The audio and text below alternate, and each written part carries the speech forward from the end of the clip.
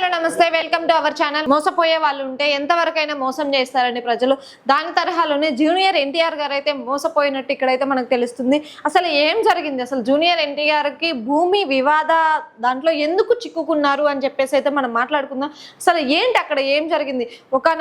ఇప్పుడు 2003లో జూనియర్ ఎన్టీఆర్ గారు road number 75 Jubilee Hills లో ఒక స్థలం అయితే కొన్నారు. అప్పుడు ఆమె గీతా లక్ష్మి దగ్గర అయితే ఆ స్థలం కొనడం జరిగింది. ఆ స్థలం కొన్నప్పుడు అన్ని డాక్యుమెంట్స్ వెరిఫై చేసుకున్నారు. అలానే చెన్నైలో ఒక లోన్ ఉందని చెప్పేసి ఆ లోన్కి అమౌంట్ కట్టి 2003లో ఆ స్థలానికి సంబంధించి డాక్యుమెంట్స్ అయితే తీసుకున్నారు. దీని తరహాలోనే రీసెంట్గా జూనియర్ ఎన్టీఆర్కి అయితే కాల్స్ వస్తున్నాయి. ఎందుకు కాల్స్ వస్తున్నాయి అంటే, మేము ఇలా లోన్ ఇచ్చామండి, లోన్ రీపే చేయండి అని చెప్పేసి, లోనే తీసుకోలేదు అని చెప్పేసి జూనియర్ ఎన్టీఆర్ అనగా అసలు ఏం జరిగింది అని చెప్పేసి దాన్ని పరిశీలించగా జూనియర్ ఎన్టీఆర్ గారు అక్కడ స్థలం కొన్నారు.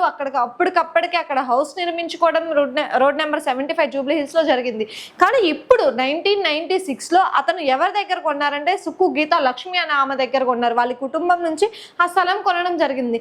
1996లో ఆమె లోన్స్ అనేవి అప్లై చేసుకొని లోన్స్ అయితే మార్టగేజ్ లోన్ కింద ఆమె లోన్ తీసుకోవడం జరిగింది. అంటే అప్పుడు ఒక బ్యాంక్ లో కాదు, నకిలీ డాక్యుమెంట్స్ అప్లై చేసి వివిధ రకమైన బ్యాంకుల్లో లోన్ తీసుకున్నారు ఆమె. అంటే ఒక బ్యాంక్ లో అయితే ఓకే, అంటే డిఫరెంట్ బ్యాంక్స్ లో లోన్ తీసుకొని నాకు ఎక్కడా లోన్ లేదు, ఒక బ్యాంక్ లోనే ఉంది చెన్నైలో అని చెప్పేసి ఆ లోన్ రీపే చేసి దానికి సంబంధించిన డాక్యుమెంట్స్ అన్ని జూనియర్ ఎన్టీఆర్ గారు అయితే తీసుకున్నారు. కానీ ఇప్పుడు మనకు బయటకు వచ్చింది ఏంటి అంటే, ఇంతకు ముందు వివిధ బ్యాంకుల నుంచి ఆమె లోన్ తీసుకొని ఉన్నారు, ఆమె లోన్ రీపే చేయడం ఆపేశారు, లోన్ రీపే చేయాలి అని చెప్పేసి రీసెంట్గా నోటిఫికేషన్ రావడం, కాల్స్ రావడం అయితే జరిగింది. జూనియర్ ఎన్టీఆర్ ఇది గమనించిన తర్వాత హైకోర్టుకి అయితే ఈరోజు వెళ్ళారు.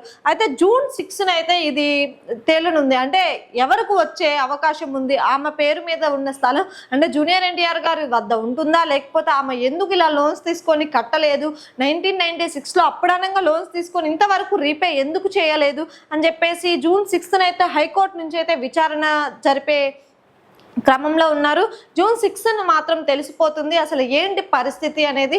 అలానే ఇంకొకటి చూసుకుంటే, అసలు ఆమె అప్పుడు స్థలం కొనేటప్పుడు ఆ స్థలం జూనియర్ ఎన్టీఆర్ గారికి అమ్మేటప్పుడు నేను ఒక బ్యాంక్లోనే లోన్ తీసుకున్నాను అని చెప్పారు. కానీ ఇప్పుడు చూసుకుంటే డిఫరెంట్ బ్యాంక్స్లో లోన్ తీసుకొని ఉన్నారు. ఆమె మీద అలానే జూనియర్ ఎన్టీఆర్ గారు కూడా కేసు అయితే పోలీస్ స్టేషన్లో కేసు అయితే నమోదు చేశారు. చూశారు కదండి, సామాన్య ప్రజల్ని మోసం చేసినట్టే సినీ ప్రముఖులను కూడా జనాలు ఎంతగా మోసం చేస్తున్నారు. అందుకే తస్మత్ జాగ్రత్త అనే చెప్తారు. ఒక స్థలం కొనేటప్పుడైనా, ఒక ఇల్లు కొనేటప్పుడైనా, ఏదైనా సరే కొనేటప్పుడు చూసుకోవాలి, పర్టికులర్ డాక్యుమెంట్స్ వెరిఫై చేసుకోవాలి అని చెప్పేసి చెప్తారు. దానికే ఇది నిదర్శనం లాగా ఉంది. అంటే ఇన్ని రోజులు 1996 2003 అంటే ఒక 20 years అయిపోయిన తర్వాత ఈ రోజు బయటకు వచ్చేసి ఇలా కాల్స్ చేసి బ్యాంక్లో లోన్ ఉందండి, లోన్ కట్టండి అని చెప్పేసి ఈ తరహాలోనే జూనియర్ ఎన్టీఆర్ గారు హైకోర్టును అయితే సంప్రదించడం జరిగింది. అసలు June 6న విచారణ జరుపుతున్నారు కాబట్టి ఏం జరుగుతుందో అయితే ఆ రోజునైతే చూడాలి మనం.